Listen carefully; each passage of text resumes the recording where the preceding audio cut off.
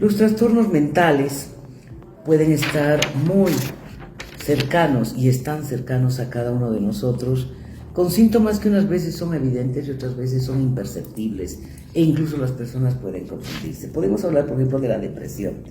La depresión es un cuadro que muchos confunden con la tristeza, el estar llorando constantemente. Puede haber, hay la habilidad que llamamos la habilidad emocional, pero no siempre predomina en un cuadro depresivo. Una depresión puede estar más caracterizada ante todo, ¿por qué? Porque la persona no quiere compartir con otras personas, se encierra en su cuarto, no quiere salir. También es unas manifestaciones casi siempre presentes la falta de ganas de hacer las cosas.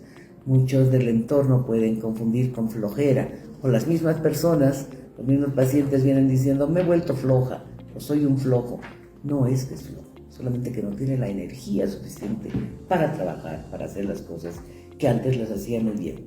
Otro elemento también es la falta de disfrute de la vida, es decir, cosas que antes le gustaba hacer, qué sé yo, deportes o el arte o su misma actividad laboral o compartir con sus familiares que disfrutaba, ahora no disfruta. Eso se llama la anedonia. Otro aspecto que también está presente son las alteraciones del sueño, ¿no? En este y en los otros trastornos también. La persona o tiende a tener insomnio, no poder dormir, o tener tanto sueño que incluso de día puede estar durmiendo. Hay personas que nos señalan que han podido dormir corrido 20 horas y todavía siguen teniendo sueño, ¿no? Entonces, cualquiera de esos dos extremos. Lo mismo con el apetito. Puede haber exceso de apetito cuando va cruzado ante todo por ansiedad o falta total de apetito. No tienen ganas de comer. Hay personas que han podido adelgazar hasta 14 kilos en un mes o 2 meses por esa falta de apetito. De hecho, vuelvo a repetir, puede haber el llanto, la tristeza en unos casos, pero en otros casos hay enojo, mucho sentido de culpabilidad, sentirse culpables de cualquier cosa que absolutamente incluso tiene que ver con la persona, ¿no? La culpa es uno de las emociones más preponderantes, o diríamos la más fuerte en todas las personas que están depresivas. Esto es lo que caracteriza un cuadro depresivo, ¿no? A diferencia de un cuadro de ansiedad, el cuadro de ansiedad, más bien la persona tiende a estar muy irritable, se enoja de todo. Son las personas que a veces los familiares dicen se ha vuelto insoportable, ¿no? Entonces, la persona mismo, cuando uno empieza a investigar qué le está pasando, señala que estoy muy nervioso, tengo mucha ansiedad, tengo ganas de caminar, no puedo estar quieta en ningún lugar. Esa es una de las cosas muy preponderantes. Empiezan además también con la compulsión a veces por comer, pero así sin tener apetito, ¿no? Es muy fuerte esa compulsión por comer en muchos casos. Es el hecho que también en estos casos de los trastornos por ansiedad, más bien lo que predomina es el insomnio. Están con tanta carga de irritabilidad o de nerviosismo, como le llaman ellos mismos, que no pueden conciliar el sueño. Y desde luego ahí puede acompañarse, y cuando son cuadros mayores pueden llegar a lo que nosotros llamamos los trastornos de pánico, crisis de pánico. ¿En qué consiste la crisis de pánico? La persona puede tener náuseas, vómitos, dificultad para respirar, palpitaciones, ¿no? El hecho de que tienen una sensación inminente de muerte por esa disnea, ¿no? La dificultad para respirar, la disnea. Entonces sienten que se van a morir. Ese es un trastorno de pánico.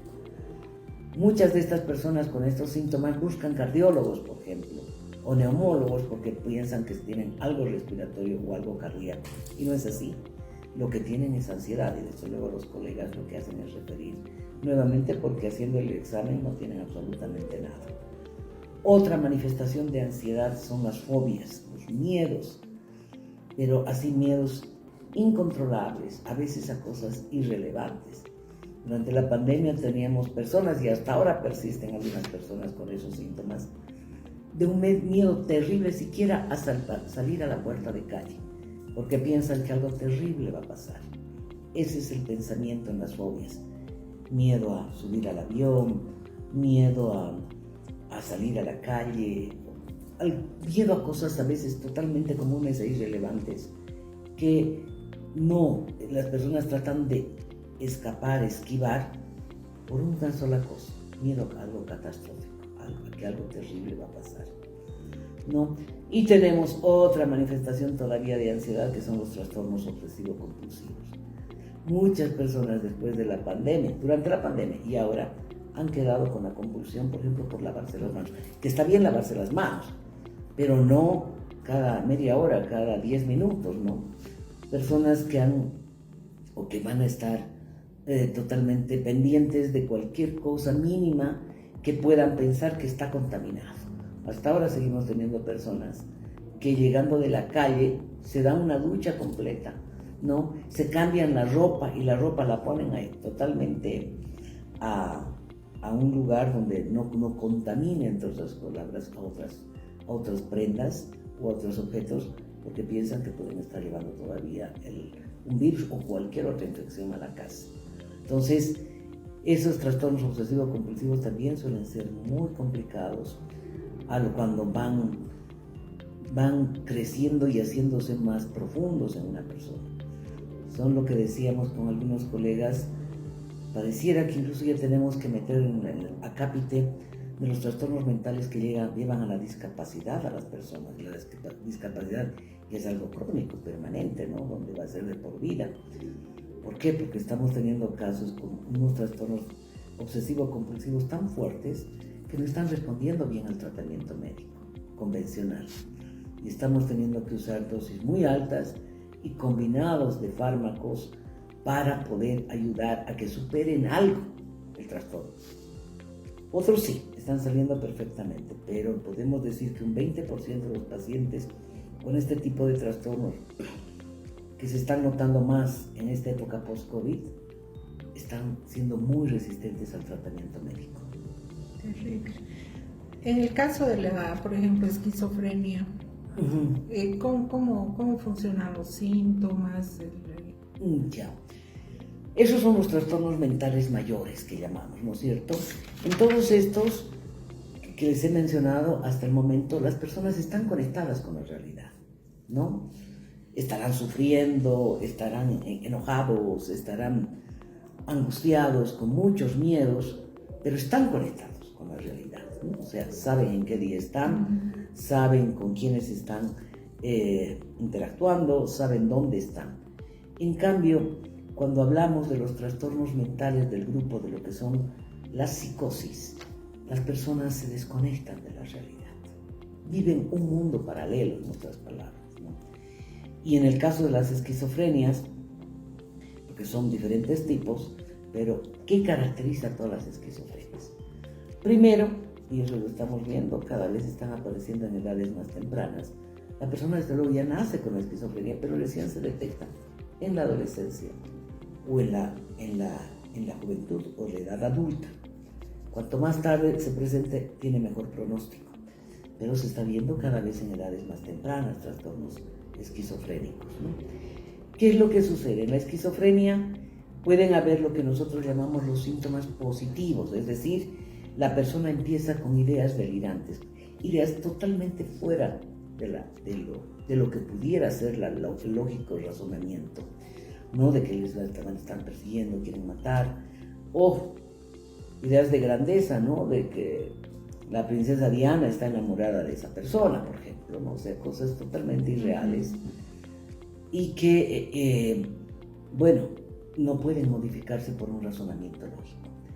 Otro síntoma positivo, vuelvo a repetir entre comillas, porque son evidentes, son las alucinaciones. Señalan que les están hablando constantemente, hay voces, a veces identifican quiénes, a veces no identifican, que les dan órdenes, que les insultan, etc., ¿no? O sea, son a veces un contenido gratificante y otros un contenido muy fuerte, muy aversivo. Cuando les insultan, por ejemplo, es muy grave porque las personas incluso pueden reaccionar ante esas voces, ¿no? Pensando que son reales. pueden también tener visiones, ¿no es cierto? Y esto es cuando va cruzado ante todo por problemas orgánicos. Visiones, o sea, más que visiones, alucinaciones visuales, ¿no? Visuales de que están viendo al demonio o de que están viendo cosas inexistentes, ¿no? Entonces, eso. Pueden también tener sensaciones dérmicas de que hay hormigas que les están caminando por la piel.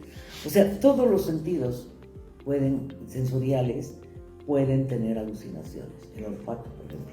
Hay personas que señalan que están persistentemente sintiendo un X dolor que no es real, pero que están sintiendo dolor. Estos son lo que caracteriza los síntomas positivos de la esquizofrenia. Los síntomas negativos son los más fuertes y los más difíciles de hacer tratamiento.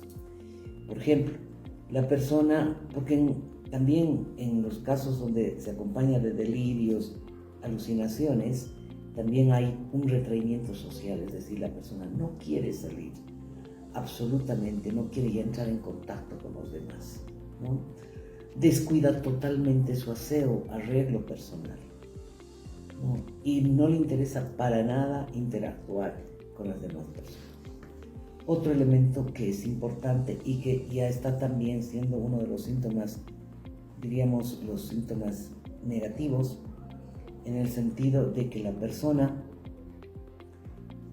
está como indiferente a todo. Es lo que se llama aplanamiento afectivo. A uno le puede decir una persona con esquizofrenia, se ha muerto mi hermanito, pero como si no hubiera pasado nada, o sea, no, pareciera que no hay. Y uno mismo siente, la persona le puede estar narrando cosas dramáticas, la persona con esquizofrenia, y si no hay esa conexión afectiva, es como no sentimos esa resonancia. O uno le puede decir a esa persona, ha pasado esto, igual y se responde con total indiferencia. ¿Y pueden llegar a ser violentas estas personas? En los casos en los que, por ejemplo, tienen las ideas delirantes de que les están persiguiendo, de que les quieren matar, y escuchan voces que les están insultando, pueden tornarse violentas, ¿no? En esos casos. Y desde luego pueden cometer actos incluso bastante fuertes, si es que no están medicados a tiempo. Ese es el gran riesgo.